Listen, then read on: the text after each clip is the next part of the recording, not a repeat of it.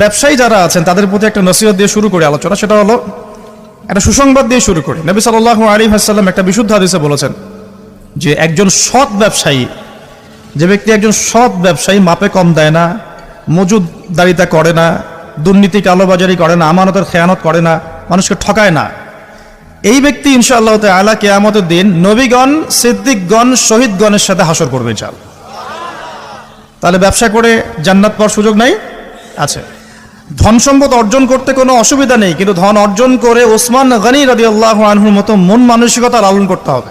তো এখানে পার্থক্যটা একটু বুঝিয়ে অন্যদিকে যাই। এখানে যদি ব্যবসায়ীরাও আছেন তাদের জন্যও কিছু নসিহত থাকবে ইনশাআল্লাহ। আল্লাহ পাক ব্যবসাকে হালাল করেছেন, রিবাকে হারাম করেছেন।